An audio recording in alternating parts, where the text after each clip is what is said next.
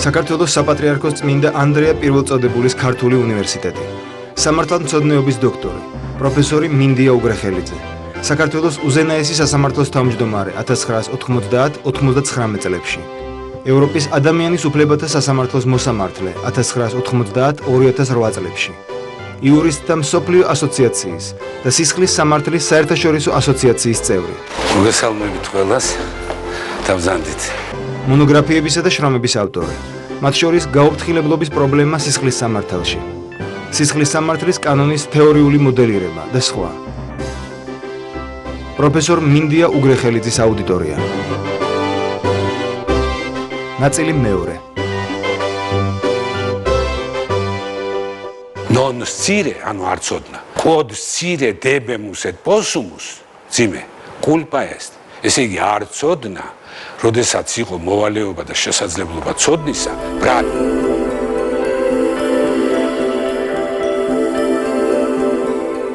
ასეთი მაგალითი მე შემიძლია მოვიტანო ბევრი. მაგრამ რატომ არის მნიშვნელოვანი ყოველივე ამის ცოდნა და ამის კვლევა? მე ვიტყოდი რომ ამაზე ცალკე გამოკვლევა შეიძლება დაიწეროს.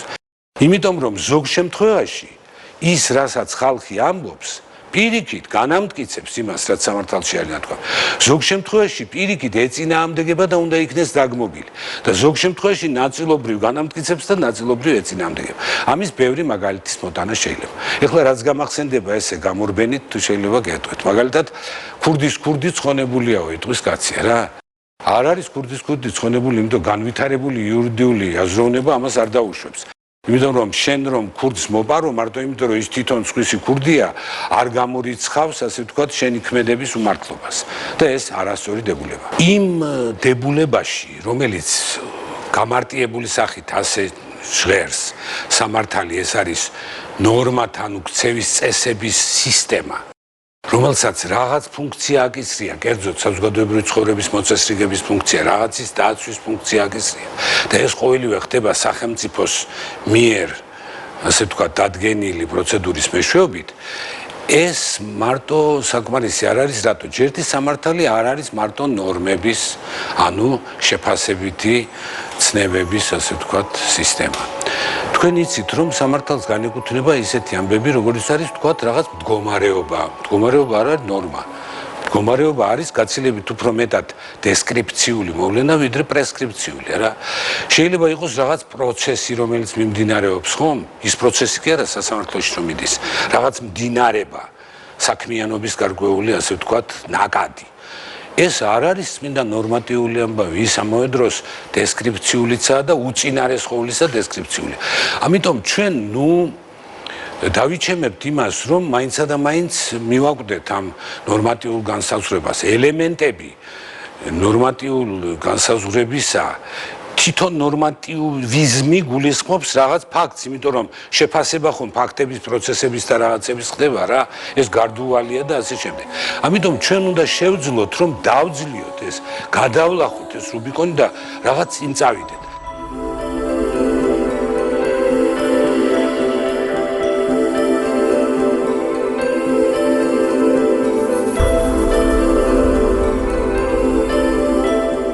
თქვენ იცით რომ არსებობს თქვათ პოზიტივიზმი, აი ჰანს კელზენი იყო ამის ყველაზე დიდი წარმოადგენელი, ნორმატივიზმი თქვათ ვილჰელმ ზაუერი, რომელმაც გენიალური წიგნი დაწერა, იცით თქვენ ეს გერექტიკაით, ანუ სამართლიანობას ეძღვნება ეს ამბავი. არსებობს სამართლის რეალისტური სკოლა, ეს ამერიკული სკოლა გახლავთ, ეს ოლივერ ვენდელ ჰოლმსი და სხვაები და ფრანგული. 1000-ნაირი მიმართულება არსებობს ბუნებითი სამართლის სკოლა, ბევრი სხვა სკოლა არსებობს, მაგრამ მე შემიძლია გაბედულად თქვა რომ დღევანდელ დღეს არაფერი ისე არ მძლავრობს როგორც ინტეგრაციული იურისპრუდენცია რომელიც ამბობს რომ რატო უპირისპირებთ ყველაფერს ამას ერთმანეთს რა საჭიროა დაპირისპირება განა ბუნებასა და საზოგადოებაში დაპირისპირებულია ყველაფერი ბევრი რამ გადადის ერთმანეთში ერთმანეთის მეზობლები ერთმანეთის ნათესაები ერთმანეთის ახლობლები არიან და ელემენტები მეზობელი ცნებებისა და მონათესავე დისციპლინებისა ერთმანეთში შეიძლება აღმოაჩინოთ მე ვფიქრობ რომ ეს ინტეგრაციული იურისპრუდენცია რომელსაც მე ჯერ კიდევ ადრე გავეცანი მაგრამ არა თეორიის დონეზე არამედ სისხლის სამართლის დონეზე ის იყო ჯერომ ჰოლი ჯერ რომ ხოლმა ჯერ კიდევ 40-იან წლებში ომის მერე დაიწყო ამ ამბების წერა, მაგრამ შემდგომ იგი თეორიაში გადავიდა და დღეს უკვე მისი მიმდევრები ამას საკმაოდ წარმატებით ახორციელებენ. მე პირადად უნდა გაგანდოთ ჩემი გემოვნება და გითხრათ, რომ მე შორს ვარ სამართლის ცალმხრივი გაგებისაგან, თვით ისეთი გაგებაც კი, როგორც არის წმინდა პურისტული, ნორმატივისტული გაგება, ჩემთვის მიუღებელი და გაუგებარია და აუცილებლად მიმაჩნია, რომ მასში შევიწყნაროთ ისეთი ელემენტებიც, რომელიც არაა წმინდა ნორმა. მაგალითად, როგორც შეიძლება დღეს, როცა პრეცედენტულ სამართალს ვცნობთ ჩვენ, მხოლოდ კანონმდებელს ამარა ვიყოთ და არ ვცნოთ არა მარტო პრეცედენტი, არამედ თქვათ სამოსამართლო დოქტრინები. დაახლოებით 40-50 ისე დოქტრინა არსებობს, როგორც არის მაგალითად margin of appreciation, რა ქვია მას ქართულად, თავისუფალი მიხედულების არე, რომელიც ეძლევა ქვეყნებს, როგორც არის მაგალითად მსუსხავი ეფექტის დოქტრინა, ვთქვათ, ხო? რა არის არსებობს დოქტრინის სახით, ხო? ის ხომ ნორმა არ არის, არა? მართალია ნორმატიულ მნიშვნელობას იძენს, რახან იგი გადაწყვეტილების სახით არის თავის დროზე ჩამოყალიბებული, ვთქვათ, ევროპის ან რომელიმე საერთაშორისო მართლმსაჯულების იმაში, მაგრამ ასე გამოწვეული, ასე გამიჯვნით თქმა და ასე კატეგორიულად, რომ ის წმინდა ნორმატიული მოვლენა, რა თქმა უნდა, სწორი არ იქნება. და რაც მთავარია, ყველაზე უფრო მნიშვნელოვანი ჩემის აზრით არის ის, რომ სამართალს ჩვენ მკვეთრად მკაფიოთ და ერთხელ და სამუდამოდ მიუჩინოთ თავის საკეთებელი საქმე. ეს არის არა მარტო მოწესრიგება სამართლებრივი ცხოვრებისა, არამედ ისეთი მოწესრიგება, რომ ეს ცხოვრება გახდეს სტაბილური, ჰარმონიული და სამართლიანი. ესე იგი, სამართლიანობის მიღწევა არის ერთ-ერთი ყველაზე უფრო მნიშვნელოვანი მიზანი, რომელსაც სამართალს უნდა უსახავდეთ და რომელსაც სამართალს ჩვენ ისედაც უსახავთ კაცობრიობა, ზოგჯერ როცა ამაზე არც კი ვლაპარაკობთ. ეს არის აუცილებელი.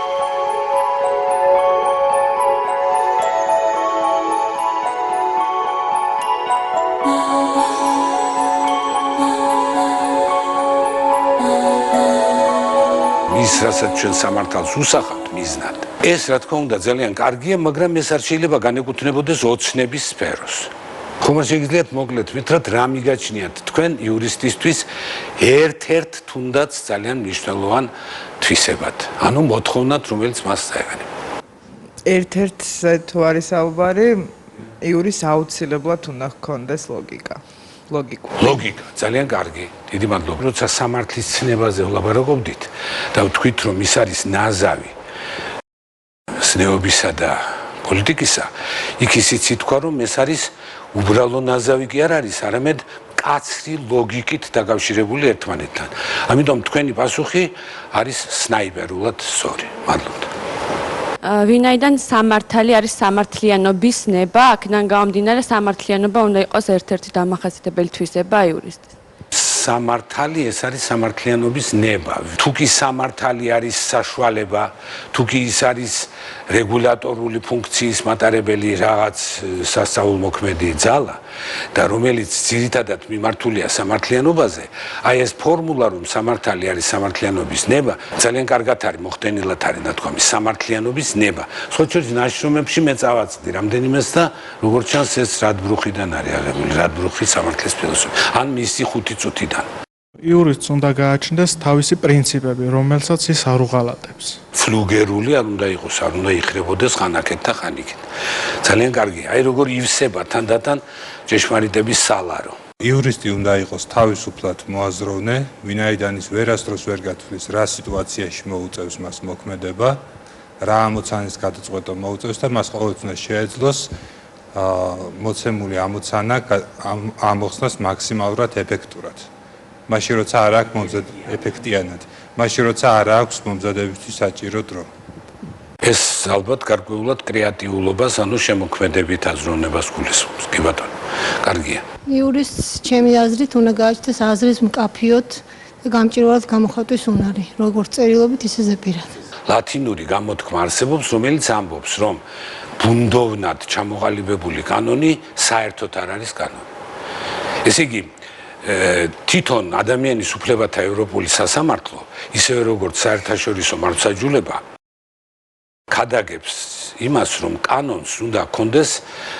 შიდა მოხმარების კანონზე ალაპარაკი, ესე იგი შიდა სამართალში, ეროვნულ სამართალს უნდა კონდეს ორი აუცილებელი განზომილება. ერთი ეს არის რაოდენობრივი მაჩვენებელი, რომ იგი სრული მოცულობით ასახავდეს იმ საჭიროებას, რომელიც ასე ვთქვათ, საზოგადოებაში წარმოიშვება, ეს არის ერთი და მეორე, რომ ეს უნდა ხდებოდეს გამჭვირვალე საშუალებით. ეს უნდა იყოს, მაგას ეძახიან ინგლისურად ქვია legal certainty. ნიშნავს სამართლებრივ გარკვეულობას. ეს რაც თქვენ ბრძანეთ, ვერასდროს ვერ იქნება მიღწეული თუ ადამიანებს არ შეესწევთ ეს გააკეთონ. მადლობთ, სწორია და კარგია. თქვენ გნებავდათ რა? აუცილებლად ფილოსოფიურად მოაზროვნე, რომ შეძლოს განვითარება თავის მეცნიერებაში. ძალიან საინტერესო აზრია. მე თვითონ მაგ უნდა მეთქვა, მაგრამ ეთქობა დავაკელი რაღაცა. როგორ არის, იცით, კარგი იურისტი ვერ იქნები თუ არ ჩაწვდი შენ სამართლის არსს და სამართლის არსს შენ ვერ ჩაწვდები თუ არ მიუჩინე სამართალს ადგილი სამყაროში. სამყაროს სწავლობს ფილოსოფია. ესე იგი, შენ ვერასდროს ვერ გაიგებ ბოლომდე რა არის სამართალი, მას ვერც გემოს გაუგებ და ვერც ასე ვთქვათ არომატს, თუ არ გეცოდინება რა ადგილი ჰპოვა მან ამ განუსაზღვრელ სამყაროში. ესე კონტექსტში თუ არ შეგიძლია დაინახო. ძანეთ? ჩემი აზრით იურისტს უნდა გააჩნდეს იმპროვიზაციისა და გარდასახვის უნარი, აი, ხელოვნებასთან დაკავშირებით, აი, განსაკუთრებით სამოსამართლო ხელოვნება, რასაც ქვია იურისტის მოღვაწეობის ამ ჟანრში. ყველანაირი იურისტს ელაპარაკობ, მარტო მოსამართლეზე კი არა. აი, იმპროვიზაციის განსაკუთრებით ეს ბაბუნამ თქვა, როცა იმ კრეატიულობაზე თქვა. კი, სწორია ეს, განა არ არის სწორი. კიდევ მოვლენებს სწორად უნდა უკავშირებდეს ერთმანეთს, ის გარემოება, რასაც აქვს მას შეხება, სწორად უნდა მოარგოს რომელი ნორმას და რომელი ნორმა უნდა მოძებნოს სამართლებრივი იმ მოვლენას და ჩასვას, ანუ მზომელობითი განსჯერდება უნდა ჰქონდეს. ამას ბარემ თქვენ რახან ამდენი თქვით სუბსუმციის ნიჭსა და უნარს. სუბსუმცია არის ფაქტების ნორმებთან შეთანაწყობისა და შესაბამისობაში. სუბსუმცია ქვია მაგას ევროპაში. ჩვენთან ნორმის შეფარდებას ეძახიან. სწორია და კარგია. მივიჩნევ, რომ იურისტი უნდა იყოს ჰუმანურად განწყობილის, რადგან ამის მთავარ, ასე ვთქვათ, სურვილს უნდა წარმოადგენდეს ადამიანების კეთილდღეობა. შესანიშნავი. რამდენი რამე ჭირდება, თუ სად ვიპოვოთ ახლა ჩვენ? სად ვიშოთ ასეთი იურისტი, რომელსაც ამდენი თვისება ექნება და ამდენი თვისება. კი ბატონო, მე სულ მაინტერესებს სამართლებს თუ არა ჩემს ათქმელს ვინმე.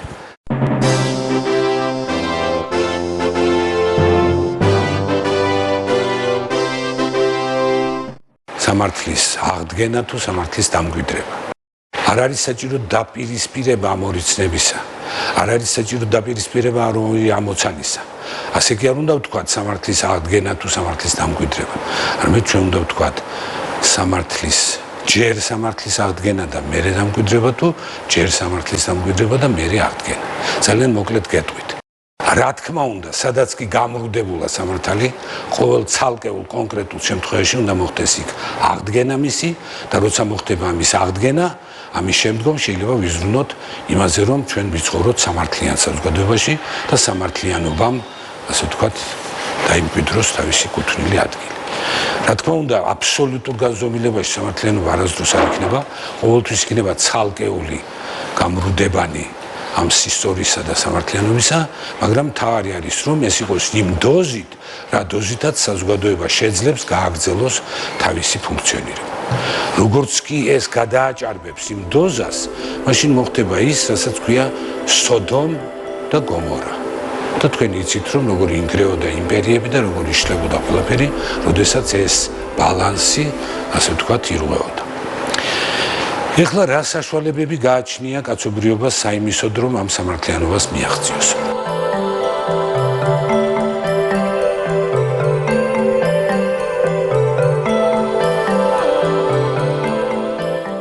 ყველაზე მთავარი, ყველაზე მნიშვნელოვანი, ყველაზე უფრო ვთქვათ, გამორჩეული ინსტიტუცია გახლავთ სასამართლო. მე ცოტა მეუხერხულება სასამართლოზე საუბარი, იმიტომ რომ თქვენ მოგეხსენებათ, მე არ ვიცი გვირევია თუ არა ვინმე ათეისტი, მაგრამ ნამდვილი სასამართლო, საბოლოო სასამართლო, ნამდვილი მართლმსაჯულება, საბოლოო მართლმსაჯულება ჩვენ გველოდება იქ, სეციურ ცხოვრებაში. და ამიტომ, როცა ჩვენ ვლაპარაკობთ ამ ცოდვილ დედამიწაზე რაღაც მართლმსაჯულებაზე, რა თქმა უნდა, ეს არის დროებითი საშუალება, რათა სანამ ან ჯოჯოხეთში გავეშურებოდეთ და ან სამოთხეში ავუღობდეთ თავს, თუ კი ამას დავიმსახურებთ, მანამდე მეტნაკლებად შესაძლებელი იყოს დედამიწაზე, ასე ვთქვათ, ნორმალური ცხოვრება. ამიტომ როგორადაც არ უნდა მოვინდომოთ ჩვენ გავექცეთ ამ ამბავს, ან და მივიჩნიოთ ფუჭად ამაზე ლაბარაკი, ფაქტი არის, რომ ამ ცოდვილ დედამიწასაც პატრონი უნდა ყავდეს და ეს პატრონი უნდა იყოს აუცილებლად დემოკრატიული ინსტიტუცია. იმიტომ რომ სამწუხაროდ კაცობრიობაში ჯერ დემოკრატიაზე უკეთესი არაფერი მოუგონია. არ არსებობს იმაზე უფრო დემოკრატიული ინსტიტუტი, როგორც არის სასამართლო, არ არსებობს, არ შექმნილა ჯერ და ამას განსაზღვრავს მისი პროცედურა. იმიტომ რომ სასამართლო პროცედურები არის ყველაზე მეტად დამცველი ადამიანის უფლებებისა. გათვალისწინებული არის კოლეგიურობა, გათვალისწინებული არის შეჯიბრებითობა, გათვალისწინებული არის საჯაროობა, საქვეყნობა და 1000 სხვა რამ. მართალია მეტნაკლებად არის ეს წარმოდგენილი სხვადასხვა სისტემაში, მაგრამ მაინც ჩვენ აუცილებლად დაგვჭირდება მსჯელობა იმაზე, თუ რომელი სისტემა ამჯობინებს ასეთ შემთხვევაში, რომ დამკვიდრდეს საქართველოში. ჯერჯერობით სრულყოფილი სისტემა არათუ საქართველოში, არამედ არსად არ ყოფილა. არსებობს 3 ძირითადი მოდელი და მე მინდა გაგახსენოთ. სასამართლოს მოდელთაგან არის ცნობილი ერთი ისეთი მოდელი, სადაც მხოლოდ პროფესიონალი მოსამართლეები განსჯიან. მეორე ეს არის ისეთი მოდელი, სადაც პროფესიონალი მოსამართლე და არაპროფესიონალი მოსამართლე არის შერწყმული ერთმანეთთან, მაგრამ სხვადასხვა, ასე ვთქვათ, პროპორციით და არის ნაფიცსაჯულთა სასამართლო, სადაც იმდენად დიდია პროპორცია და უპირატესობა არაპროფესიონალებისა პროფესიონალთან შედარებით, რომ შეიძლება უხერხულიც კი იყოს ლაპარაკი საერთოდ არაპროფესიონალის მონაწილეობას. მე ძალიან მარტივად დავიწყებ ამას, თქვენ ალბათ იცით, რომ მესაჯნელი წინააღმდეგი ვარ ნაფიცსაჯულთა სასამართლოში საქართველოში, რომ შემოვიდეს, იმიტომ რომ ნაფიცსაჯულთა სასამართლო ეს არის ფაქტობრივად ორი სასამართლო ერთი სახურავის ქვეშ, სადაც აგერ 12 არაპროფესიონალი წვეთს ეგრეთ წოდებული ფაქტის საკითხებს, ხოლო ერთი მოსამართლე იურიდიულ ნორმის, ანუ სამართლის საკითხებს წვეთს და კიდე დასაშვებობისა და ზოგიერთ ასეთ საკითხს. მაგრამ მთავარი საკითხი, რომელიც უნდა გადაწყვიტოს ამ სასამართლომ ვერდიქტის სახით, ეს არის ის, იყო თუ არა კაცი დამნაშავე. guilty, not guilty, ვინოვენ, ევინოვენ, ბრალეული, არაბრალეული დამნაშავე არ დამნაშავე. ერთი აბსოლუტური გაუგებრობაა იმ საკითხში, არის თუ არა კაცი დამნაშავე, რატომაა ეს ფაქტის საკითხი და არ არის იმავდროულად იურიდიული საკითხი. მეორე სუზონა ნეიშვილის მთელი შემოქმედება სწორედ ამას ეძღვნებოდა, რომ არ არის ადვილი ამის გარკვევა და მან როცა დაწერა თავისი ხელთუქმნელი ნაშრომი სამართლის ნამდვილობა და ცდა ნორმატიული ფაქტების დასაბუთებისა, იქ სწორედ ეს წარმოაჩინა, შეიძლება თუ არა ფაქტი ნორმის ფუნქციას ასრულებდეს და შეიძლება თუ არა ნორმა განიხილებოდეს როგორც ფაქტი.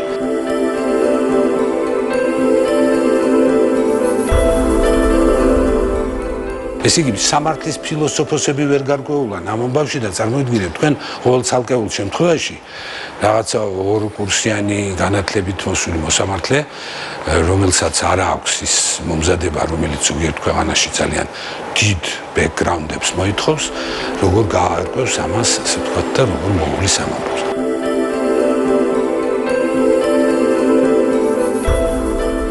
თავარი არის ის, რომ ეს 4-ჯერ უფრო ძვირიჯდება, როგორც ენერგიის მხრივ, ასე დროის მხრივ, ასე ორგანიზაციული რესურსის მხრივ და ასე შემდეგ და რაც თავარია მთელს მსოფლიოში ხდება მისი თანდათან შევიწროება. იმ ქვეყანაში, სადაც ის დაიბადა, ინგლისში ეს ტენდენცია არის შეუქცევად ტენდენცია, იმ ქვეყანაში, სადაც გაიზარდა ნაფიცსაჯულთა სასამართლო, ეს არის ამერიკა, იქ არის შეუქცევად ტენდენცია. შეიძლება ითქვას, რომ O.J. Simpson-ის საქმის მერე ამერიკაში დასცინიან კიდევაც ამ ინსტიტუტს, იმიტომ რომ იცით თქვენ, O.J. Simpson-მა დასცინა თვითონ ამ სასამართლოს და როცა მთავრდებოდა პროცესი, ამას იწერდა სასამართლო ტელევიზია არსებობს იქა, ასეთი და იქ გადაულაპარაკა თავის ადვოკატს, რომ გონი მართლა არ მომიკლავს ჩემი ცოლი, არა და მოკლული ყავს ის ცოლი. ყველაზე საინტერესო ის არის, რომ ამ კაცმა, რომელიც იყო ვარსკვლავი ამერიკული ფეხბურთისა და ამერიკული ფილმისა, ამის შემდგომ სამოქალაქო საქმე აწარმოა სხვა სასამართლოში და ამერიკული მართლმსაჯულების მიხედვით იმ სასამართლოში დაადგინეს, რომ მან მოკლა თავის ცოლი. ესე იგი, ამერიკაში არსებობს ამ ყოვლად დაწყევლილი და გაუმართლებელი სისტემისა გამო ასეთი ანეკდოტური ვითარება, გროტესკული ვითარება, როდესაც ერთსა და იმავე საქმეზე ორი სასამართლო გადაწყვეტილებაა, რომელთაგან ერთი ამბობს, რომ მკვლელობა ჩაიდინა ცოლისა, მეორე ამტკიცებს, რომ მას მკვლელობა ცოლის არ ჩაუდინა. ეხლა მე გეკითხებით, რაში გვჭირდება ჩვენ ასეთი სასამართლო საქართველოში, როცა ორი სასამართლო კი არა, ერთი სასამართლოსთვის ვერ მოგვივლია ერთი საფურავის ქვეშ.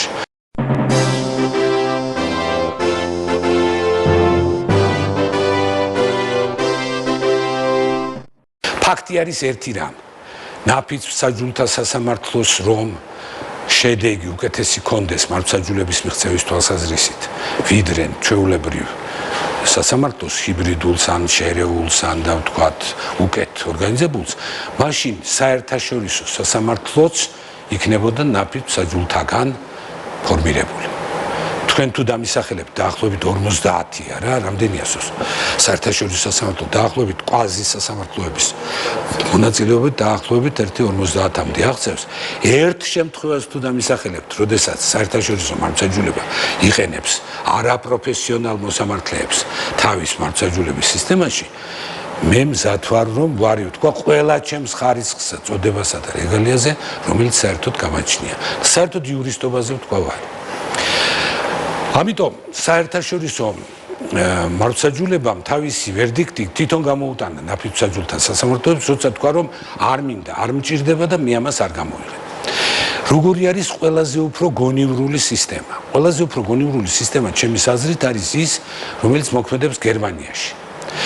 გერმანია ერთ-ერთი ყველაზე უფრო კეთილგონიერი ერი გახლავთ, თუ შეიძლება ერების ასე დაყოფა, პირობითად რა თქმა უნდა. ყველაზე საქმიანი, ყველაზე პრაქტიკული, ასე ვთქვათ, მონაცემებისა და პრაქტიკული გამოცდილების ერი გახლავთ. იგივე ითქვის ალბათ იაპონელებზე. გერმანელები და იაპონელები არასდროს არ ყოფილან გატაცებული იმ საქმით, რასაც ქვია ნაფიც-მსაჯულების გამოყენება მართლმსაჯულებაში. ეს არ ნიშნავს, რომ ისინი საერთოდ არ იყენებენ ხალხის წარმომადგენლებს მართლმსაჯულებაში. იქ არის ეგრეთ წოდებული შეფენების სასამართლო გერმანიაში, რომელიც იყო პირველ სახე იმისა, რასაც საბჭოელები იყენებდნენ ჩვენთან. რას ნიშნავს ეს და რით განსხვავდება ნაფიც-მსაჯულთა სასამართლოსაგან? განსხვავება არის ძალიან დიდი და პრინციპული. თუ კი ნაფიც-მსაჯულთა სასამართლოში ფაქტებს ადგენენ ნაფიც-მსაჯულები, ხოლო იურიდიულ და სამართლებრივ საკითხებს წვეთს პროფესიონალი მოსამართლე, იქ სახალხო მსაჯული და არა ნაფიცი მსაჯული, რომელთა რაოდენობა ჩვეულებრივად არის 2-3 კაცი და პროფესიონალი მოსამართლე აღჭურვილი არიან ერთნაირი უფლებებით, აბსოლუტურად, არავითარი გაყოფა არ არის ფაქტებისა და ნორმების თვალსაზრისით, ისინი თანამშრომლობენ, ერთმანეთს უზიარებენ თავიანთ გამოცდილებასა და თავის დაკვირვებებს და ერთობლივად წვეტენ ამ საკითხებს. უნდა გითხრათ, რომ გერმანული მართლმსაჯულება ამ თვალსაზრისით მაინცა და მაინც, ასე ვთქვათ, როგორც ჩანს, დიდად იმედგაცრუებული და სასოწარკვეთილი არ არის, რატომ?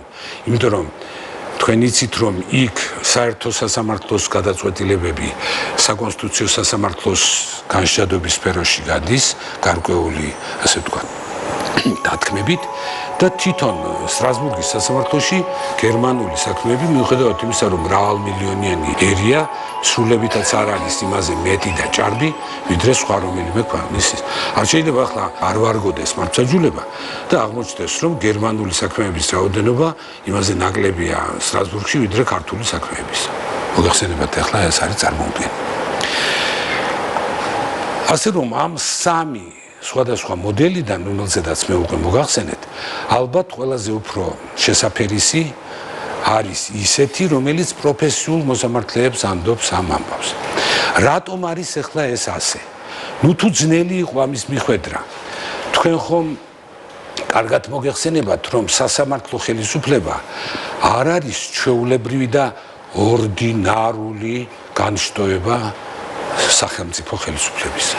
ჩვენ ვიცით, რომ დემოკრატიული და კონსტიტუციური წყობა გულისხმობს იმას, რომ ხელისუფლება არ უნდა იყოს თავმოყრილი ერთი რომელიმე პიროვნების, ერთი რომელიმე პარტიის, ან ერთი რომელიმე პოლიტიკური ძალის ხელში, არამედ იგი უნდა იყოს განაწილებული სამად. საკანონმდებლო ხელისუფლებად, რომელიც წერს კანონებს და აკონტროლებს ორ დანარჩენ ხელისუფლებას, აღმასრულებელ ხელისუფლებად, რომელიც აღასრულებს კანონებს და აკონტროლებს ორ დანარჩენ ხელისუფლებას და სასამართლო ხელისუფლება, რომელიც ცდილობს მოარიგოს, გააზავოს ან განსაჯოს ის დავები, რომელიც წარმოიშვება მხარეთა შორის. ამავე დროს ის ახორციელებს თავის კონტროლს. საკანონმდებლო ხელისუფლება თავის კონტროლს ახორციელებს უპირატესად და უმეტესად იმპიჩმენტის მეშვეობით, აღმასრულებელი ხელისუფლება ამას ახორციელებს ვეტოს მეშვეობით, ხოლო სასამართლო ხელისუფლება ამას ახორციელებს სასამართლო კონტროლის მეშვეობით. მაგრამ სასამართლო ჩვენთან გახლავთ ორი. ერთი ეს არის საკონსტიტუციო სასამართლო, მეორე არის საერთო იურისდიქციის სასამართლოები. საკონსტიტუციო სასამართლო საქართველოში არასდროს არ ყოფილა 95 წლამდე, თუმცა თუ თქვენ გაეცნობით 1921 წლის კონსტიტუციას, თქვენ დაინახავთ, რომ კონსტიტუციური კონტროლის ელემენტები მაშინ ჰქონდა სენატს და სენატად იწოდებოდა საქართველოს უზენაეს სასამართლო, რომელსაც სათავეში ედგა აბსოლუტურად სწორუპოვარი, შეიძლება ითქვას მოარული ლეგენდა, ეს იყო დავით ხელთუფლიშვილი. მე ზოგჯერ მაბრალიან, რომ თითქოს მე ვარ დამოუკიდებელი საქართველოს უზენაეს სასამართლოს პირველი თავმჯდომარე. არ დაიჯეროთ, იმიტომ რომ მე მართალია აგერ 90-იან წლებში ჩამბარდა ეს საქმე, მაგრამ 1918 წელს როცა საქართველოს პირველად მოიპოვა დამოუკიდებლობა, არჩეული იქნა აბსოლუტურად ლეგენდარული პიროვნება დავით ხელთუფლიშვილი, ძმა ცნობილი მეცნიერისა მიხეილ ხელთუფლიშვილისა და 19 წელს თებერვალში მან დადო ეგრეთ წოდებული მოსამართლის აღთქმა. აქვე მინდა მე პატარა განმარტება მოგცეთ, იმიტომ რომ ჩვენთან იმდენად დაბალი დონია სამართლებრივი ცოდნისა, ადამიანებს არ აქვთ ამის საშუალება ახლა რომ ამდენი იკითხონ, გაიცნონ, დაინტერესდნენ, ბევრი საზრუნავი აქვთ, ბევრი საწუხარი აქვთ და ამიტომ სადაც შეგვიძლია უნდა მივაშველოთ ჩვენ, ასე ვთქვათ, ჩვენი ცოდნა და ჩვენი გამოცდილება. თვითონ ჩემთვისაც კი, რომელიც იურისტის ოჯახში ვიზრდებოდი და ძალიან კარგი მასწავლებლები მყავდა, ჩემთვის იყო ძალიან მოულოდნელი, როცა ჩავედი და როცა ფიცს ვაძლევდი საერთაშორისო სასამართლოს წინაშე და ამას ესწრებოდა გენერალური მდივანი პროფესორი დარშისი, იქ მკითხეს მე, თქვენ ფიცს მისცემთ თუ საზეიმო აღთქმას? მართალი გითხრათ, არ შევიმჩნიე, მაგრამ მაშინ დაუკვირდი პირველად რას ნიშნავდა ეგა. მორწმუნეთათვის არის ფიცი, ხოლო ურწმუნოთათვის, ანუ ათეისტებისთვის არის საზეიმო აღთქმა. ერთს შენ ხალხის წინაშე დებ, მეორეს ღმერთის წინაშე დებ. ვინაიდან მე მორწმუნე გახლავართ, მე რა თქმა უნდა დავადევი ხელი იმ ტექსტს, რომელიც იქ იყო და ეს ტექსტი მიუხედავად იმისა, რომ სულ ორი სიტყვა იყო რაღაცა, მაინც დიდი ასოებით დაწერილი დამიდეს წინ და მე ეს ტექსტი, ასე ვთქვათ, წავიკითხე როგორც მორწმუნე მართლმადიდებელმა ქრისტიანმა. აი ეს.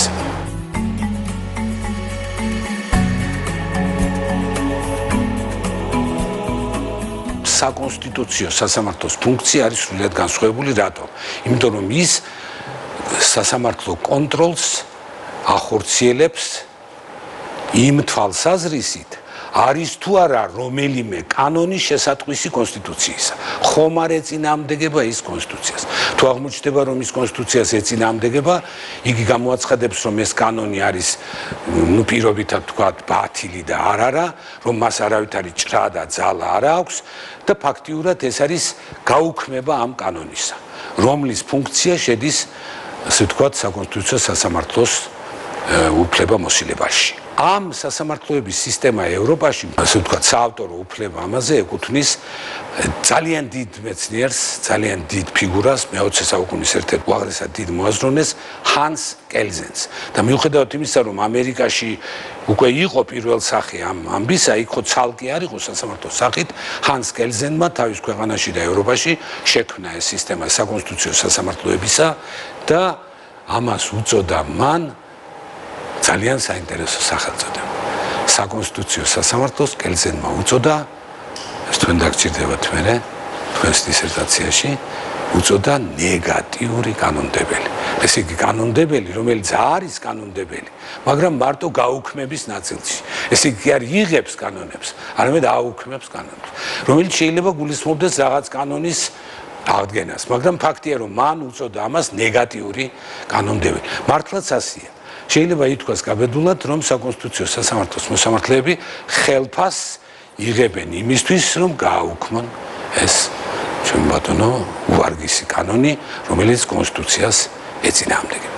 მე მეჩვენება, რომ არაჩვეულებრივად იყენებენ ჩვენი საზოგადოების მომზადებლობას სამართლებრივ საკითხებში ზოგიერთი პოლიტიკური ძალები და არა მარტო შინაურები, არამედ შორეთლებიც, იმიტომ რომ ზოგჯერ შორეთის მესვეურები არაჩვეულებრივად მართავენ პროცესებს ამ დაგვარი მეთოდებით. მე არ მინდა დავაკონკრეტო ახლა, იმიტომ რომ მაშინ ჩამეთვლება, რომ მე ვინმეს წინააღმდეგ ვლაპარაკობ კონკრეტულად. თქვენ როგორც გინდათ ისე გაიგეთ, მაგრამ ეს ასეა. დაუკვირდით რა ხდება საქართველოში. ერთადერთი მოთხოვნა, რასაც უყენებენ ჩვენ სასამართლოებს, განუწყვეტლივ ყველა ტელევიზიით, ყველა არხით, ყველა სტატიაში, ყველა გამოსვლაში არის რა? სასამართლო უნდა იყოს დამოუკიდებელი. უნდა იყოს თუ არ უნდა იყოს დამოუკიდებელი სასამართლო? რა თქმა უნდა იყოს. მაგრამ დამოუკიდებელმა სასამართლომ შეიძლება უამრავი უბედურება დაგვატეხოს თავს და ის ადამიანი, რომელსაც უამრავი ფუნქცია აღკიდეს კისერზე, თქვენ ხარ გონიათ ახლა თვითონ ის კაცი, ვისაც მე გულისხმობ, დიდად ბედნიერი იყოს ამით, მაგრამ ადამიანი, რომელსაც აღკიდეს, ეს მე უბრალოდ ჩემს მოწაფეებზე ვცდილობ არ აღმართო ხელი და ამიტომ გაჩერებული ვარ.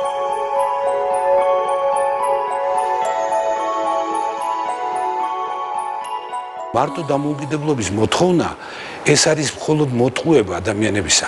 შეიძლება იმიტომ მისცე დიდი დამოუკიდებლობა და ძალიან ვრცელი, ასე ვთქვათ, ასპარეზის ამისოდ, რომ შენ უკეთ გაიხადო იგი პოლიტიკური, ასე ვთქვათ, კაპრიზებისა და ახირებების ამსრულებლად.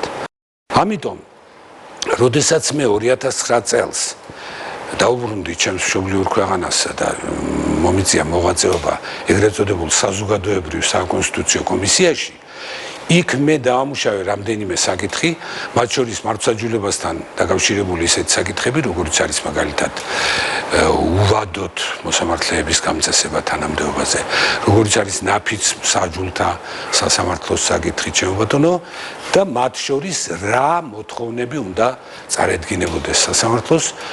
აღმოჩნდა, რომ მას უნდა წარედგინებოდეს უამრავი სხვა რამ, თანაც ინსტიტუციურად და პერსონალურად. კერძოდ, უნდა იყოს თუ არა სასამართლო და მოსამართლე დამოუკიდებელი.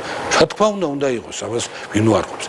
მაგრამ ვინაიდან დამოუკიდებელი მოსამართლე შეიძლება იყოს მიკერძოებული, არაობიექტური, ამიტომ ასეთი შემთხვევისთვის უნდა მოითხოვო, რომ ის იყოს მიუკერძოებელი და ობიექტური. მაგრამ ხომ შეიძლება იყოს მიუკერძოებელი და ობიექტური, მაგრამ პიროვნული თვისებების მხრივ ის არ იყოს შეუვალი ადამიანი. ესე იგი შეიძლებაოდეს მისი ადვილად მოსყიდვა და ესე იგი მისი ნებასურვილი შეიძლება იყოს ასეთი, მაგრამ შეიძლება ადვილად მოისყიდო, ადვილად აცტუნო, ადვილად შეაცდინო და ასე შემდეგ.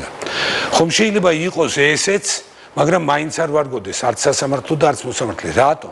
იმიტომ რომ იყოს მაგალითად ძალიან არაოპერატიული, მისი მოქმედება იყოს ასე ვთქვათ დროში გაწელილი, დროში გაჭიანურებული, ან და მისი მოქმედების შედეგები იყოს ძალიან უმნიშვნელო, არ იყოს ეფექტიანი, არ იყოს ქმედითი და ასე შემდეგ და ასე. დაუშვათ ესეც არის. მაგრამ თუ კი სასამართლო არის ხელმიუწვდომელი, ასეთ შემთხვევაში არც ერთი ეს თვისება საკმარისი არ არის. ამიტომ თურმე კიდე ხელმისაწვდომობის საკითხია. ხელმისაწვდომობის საკითხი წლება როგორ? ერთის მხრივ არ უნდა იყოს დიდი თანხები იმისათვის, რათა შენ შეგეძლოს გაასაჩივროს საქმე. მაგრამ ამავე დროს ძალიან მნიშვნელოვანია, რომ სასამართლო იყოს ბევრი და იყოს ხელმისაწვდომი ადამიანისთვის ტერიტორიულად. ვინ თქვა პირველად, რომ ხელმისაწვდომი უნდა იყოს სახელმწიფო დაწესებულებები? ჯეფერსონმა. სად თქვა ეს ჯეფერსონმა? მან ეს ჩაწერა დამოუკიდებლობის დეკლარაციაში. ამერიკის შეერთებული შტატების დამოუკიდებლობის დეკლარაციაში, სადაც მინიმუმ 20 სრულიად ახალი იდეა იქნა, ასე ვთქვათ, გაცხადებული. ერთ-ერთი მთავარი იდეა არის ის, რომ ხალხისთვის თუ გვინდა რომ იყოს ეს სახელმწიფო დაწესებულებები, ამისთვის ის უნდა იყოს ხელმისაწვდომი და ადვილად მისადგომი.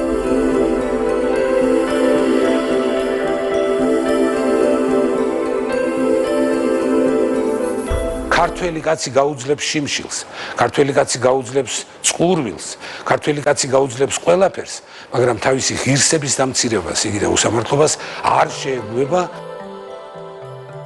თქვენ იცით, რომ ამას წინათ საქართველოში ჩამობძანდა რამდენიმე ცნობილი იურისტი, რომლებიც ჩვენი პროკურატურის მოპატიჟებით ჩამობძანდნენ იმისათვის, რათა მოეხმარონ, ასე ვთქვათ, მართლმსაჯულების სათვის, სათანადო ნიადაგის შესამზადებლად.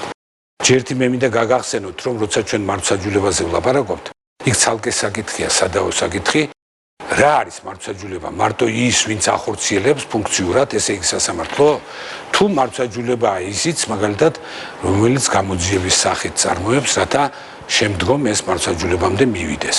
განეკუთვნება თუ არა მართლმსაჯულებას, მაგალითად, მართლმსაჯულების აღსრულება და ასე შემდეგ და ასე შემდეგ.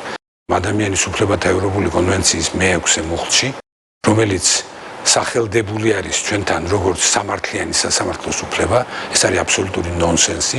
როგორც კი ამას იტყვის, რომ ეს არის სამართლიანი სასამართლოს უფლება, იმავე წუთში შენ შეკვეცავ ადამიანის უფლებებსა და პრეტენზიებს და დაიყვან მხოლოდ იმაზე, რასაც სასამართლო აკეთებს. ადამიანის უფლებათა ევროპული სასამართლოს მოსამართლემ მოგვიწოდა ჩვენ და პირველები ვიყავით ქართველები, რომლებმაც ამ მუხლს სახელად უწოდეთ საქმის სამართლიანი განხილვის უფლება. და ამ მხრივ ჩვენ ფრანგულ ტრადიციას გავყევით, სადაც წერია procès équitable, ანუ სწორად წარმართული პროცესი.